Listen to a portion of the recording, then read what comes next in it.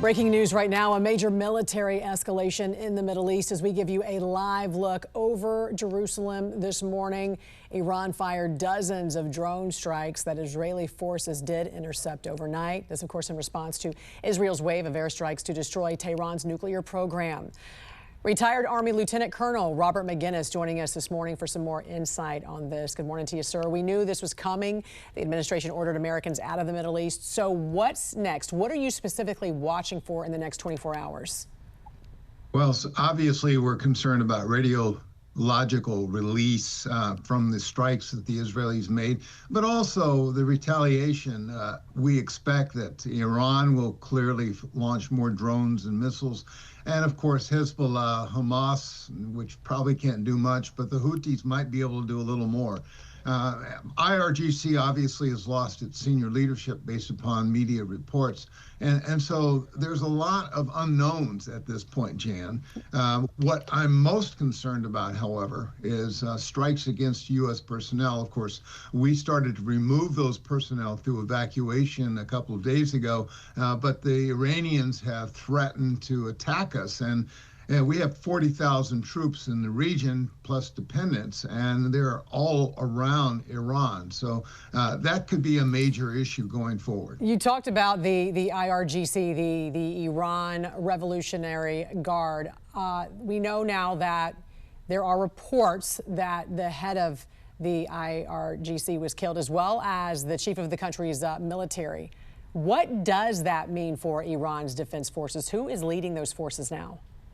Well, just like every military, someone is the second in command will step forward. When we struck Soleimani under the Trump 1 administration in Baghdad, clearly there was an echo across that region, and retaliation took place. But as far as IRGC's capabilities, they run all the armed forces. There's no doubt about that, and they'll continue to do so. But they will strike out, and they do have capabilities all over the region. Whether or not they're going to be able to touch us, I think is an issue that's unresolved. Keep in mind, a week ago, we redirected from what was going to Ukraine thousands of anti-drone capabilities into the Middle East, and in anticipation of what we've just seen.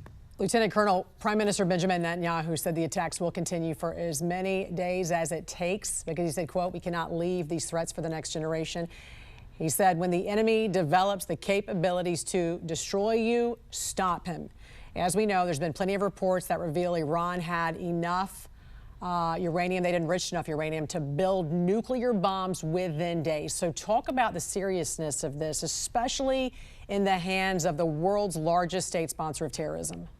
You know, well, they've threatened to destroy Israel and attack the United States, albeit with nuclear weapons, which is why Mr. Trump and Prime Minister Netanyahu have made it clear that Iran would not become a nuclear state. Keep in mind that what Netanyahu said earlier this morning, Israel time, the Iranians were believed to have enough enriched uranium for at least 9 weapons, and they have plenty of ballistic missiles.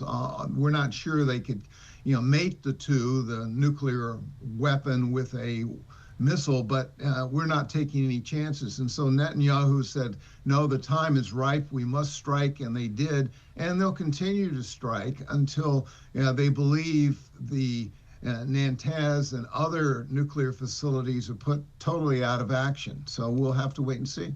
How should the U.S. respond? And at what point do we go in to protect Israel, to protect ourselves from one of our biggest enemies? Well, we must respond by being very vigilant against any attacks on our facilities, because we've lost hundreds of U.S. service members over the years in the Middle East. So we will resupply Israel with some critical munitions, no doubt. We'll continue to use the USS Vincent, which is in the Arabian Sea just south of the Persian Gulf, and it can provide air cover to our facilities. Certainly our other naval facilities out of Bahrain will no doubt exit the port to keep it safe from strikes by IRGC and the like. So there are a lot of things that we must do to heighten security, but at the same time, we're hopeful that perhaps the Iranians will follow through and actually provide a counter-proposal that we can live with on Sunday, as was previously So arranged. you think the talks are still on? You think that we still are going to have talks with Iran? I think it's in Iran's interest to do this. Clearly, their sponsors, Russia and China, will have a voice here. I think China and Russia want to stabilize the region, and especially China, which is really dependent upon Iranian oil at the tone of 3 million barrels a day. So they want to see something to stabilize the region once again.